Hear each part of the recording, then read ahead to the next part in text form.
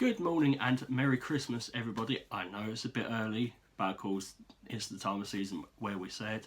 Yeah, it's been a while since I have posted a video. Like I've just mentioned, it is the Christmas period, and we are all very busy. But I have had time to fit in a film or two. So yeah, it's my first post for a while.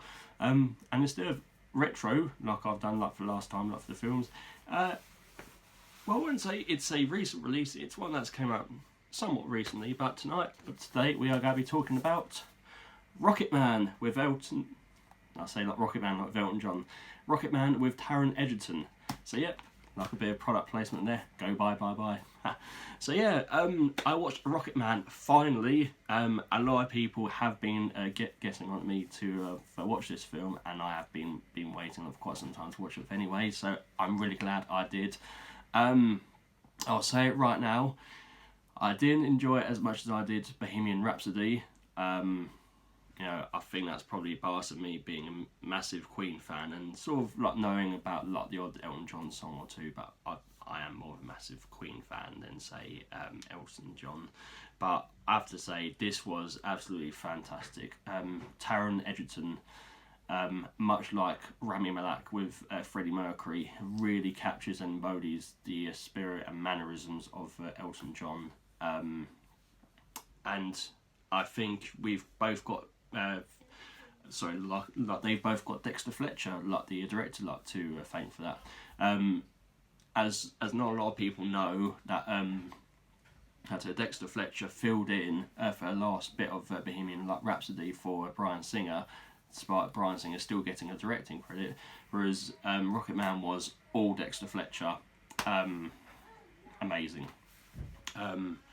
You know, it's not just Taron like Egerton like who does a brilliant job with this. It's Jamie Bell, Bryce Dallas Howard, Richard Madden, fantastic cast from head to toe. So let's get into sort of like the actual story of it. Yes, it is a story about Elton John, like in his life and that, but with a lot of biopics, it sort of starts in a certain period of one's life and then carries on to that. Like, you know, like some of like biopics, it's at the end, it's at the middle, or it's at the beginning. So it starts with Elton John entering rehab. They very cleverly do it by sort of thinking he's just about to go on to stage, because obviously with Elton John, you know, life is one big show surprise and stuff like that. So like we're led to believe that he's about to walk on stage, and then he sits down in a chair. He's in rehab, and he basically like he just spills his guts from childhood up to that point. So yeah, obviously I'm not gonna go too much into it, like cause like I say, you know, like with my previous piece that I did on The Crown, sort of. You know, it's like historical things that have happened, but also there's fabrications, as you get with all biopics.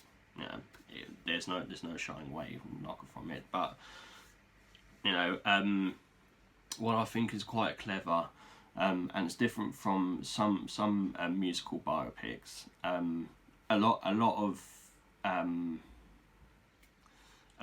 the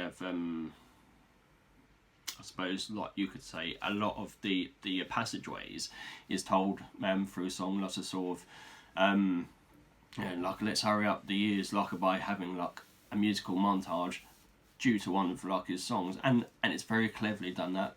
You know, for a film for a guy like who's had a very excessive career, to fit it all in just under 2 hours and not make it feel rushed or too long is really good luck, and that's what like I think is really clever, how they've managed to make you know, keeping things at an even pace, not too rushed, not too slow, like I've said, and just like have it flowing through. You know, like his rise to a superstardom.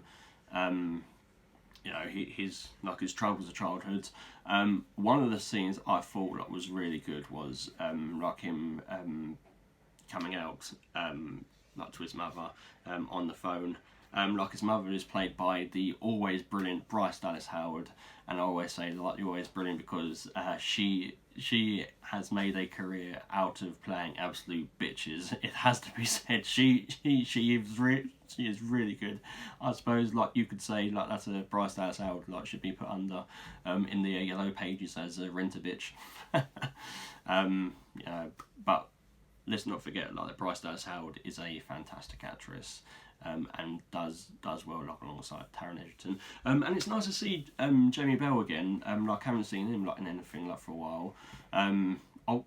Obviously, it's typical of him being in the musical. You know, like his most famous role overall is and always will be as a young Billy Elliot. So seeing him again in this type of shtick is really good. Like him and Taron Egerton, like their double act is just amazing. Now, why should I recommend like this film to you? Well, okay. I even think, even if you're not really a big fan of musicals, you will enjoy it because sort of it's a really like uplifting film, and just sort of it just shows the grandeur excess of one Elton John's like maniacal life. I mean. There's this one scene where he's just about like to go on stage, you know, like he's feeling like the pressure of sort of like having to perform, like, and his lyricist, Bernie Taupin, like I've mentioned, like played by the excellent Jamie Bell, sort of like says to me, you know, why all this facade? Like, why not use like your real name, Reg Dwight? You know, why can't you like just sort of be you and sort of and there's one line and this one scene I think just sums up the whole film, like just like the way like he goes, they don't pay to see Reg Dwight, they pay to see Elton John, and just the way he delivers that line just sort of like sums it up. You know, like he's feeling the pressure, he's like, because I'm Elton John, and then like he's sort of like it's all and he goes onto the stage and he's like sort of in typical Elton John fashion, you know. He is a master showman. I didn't really know much about Elton John before seeing this film. Like now, sort of, I know like his story. I appreciate like him more. Sort of, and I think sort of like this film does good like for his image, like because like a lot of like millennials, like I think associate Elton John as this prissy diva who's like, oh, it's all about me. But extremely like humble man. Gives loads of charity, like a lot of celebrities. You know, and let's not forget, like above all else, like he is a showman, like Freddie Mercury, like David Bowie, like Michael Jackson, all great like great entertainers. After and before him, you know, there's always a little bit of each of them that I've just mentioned, all rolled in to each other. So sort of, you know, like for instance, there's a bit of Michael Jackson, Elton John, a bit of Freddie Mercury and David Bowie, like a bit of Bob Dylan in all of them. You know, they mention them all. You know, so it's impressive. Another thing I thought that was really good was the portrayal of John Reed. So you see John Reed in Bohemian Rhapsody and you see him in Rocketman. Two different actors playing him, two different creative characters. You know, like Bohemian Rhapsody, like I suppose, like you say, we got the nicer version of John Reed. In Rocketman, we get the complete bastard, like that's John Reed. So yeah.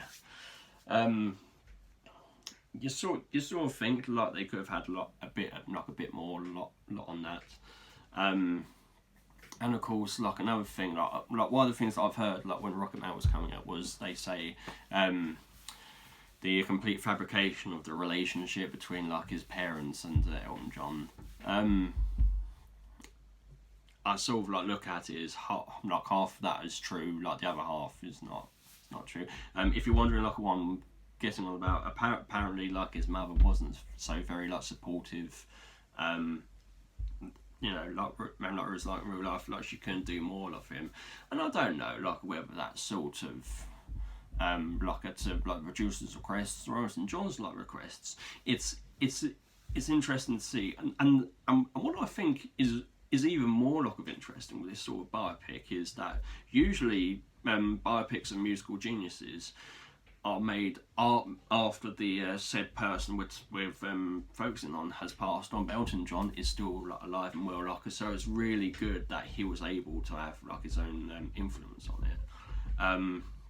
And of course, Elton John and Taron Egerton have become real good friends since filming, and sort of and it's been known that Elton John actually handpicked Taron Egerton like himself like to play him, and I have to say he couldn't have gone like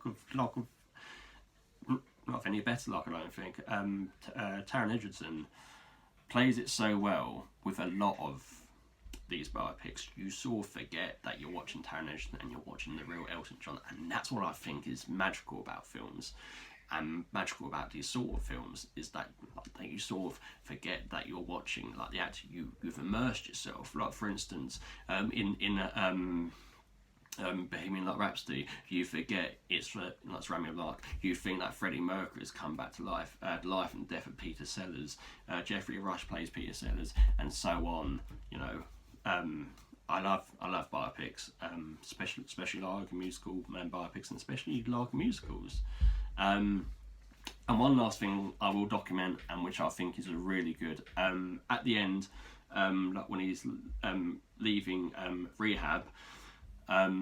He breaks into song and dance of the song "I'm Still Standing," which is an amazing song. Like, to say the least. Like, and how like they do it. Like, what's really clever. Like, you have the music video, like the old school like music video of "I'm Still Standing," and they've like photoshopped Taron Egerton like into that. So it's the old school like music video with Taron like Egerton there just playing it. And on a similar note, for yesterday. Like me, my partner Jamie, and my eldest child Riley, we went to see Cinderella panto at the New Wimbledon Theatre, and just after the break they had a rendition of "I'm Still Standing." So yeah, that was really good. So that just goes to show how important this film is. Like, because sort of some of the audience in there like will have known like what that song is, but since seeing like Rocketman, they've been known about like that song, like, because they're playing it on the radio more, so more people are listening to that song and thinking, hey, it's a great song and dance number, which it is. Like, by the way, obviously I'm biased, but hey ho. But yeah, so in conclusion, I do suggest that you go see Rocketman, get it on DVD or Blu-ray. I'm shilling a lot here. But yeah, I can't recommend this film highly enough. It's well worth watching. It's fantastic. You know, like, even like just like for a sit down Sunday afternoon film. Of course, I wouldn't say quite so much like with the family. Like, there is a reason like they gave it like the 15 rating, but obviously, you know, if they can just like shield the eyes, you know. But yes, please watch this film. I recommend it highly enough. It is amazing. I'd like to get like another like I'm not reviewing like just for Christmas. Like, hopefully, like, if I can. If I don't, I'd like to say Merry Christmas to all my viewers and friends. Don't forget to like, share, and subscribe. And any comments, please post down below. That would be fantastic. So yeah, Rocketman, 5 out of 5. Can't rate it highly enough. So thank you for watching, and a very Merry Christmas. Bye bye.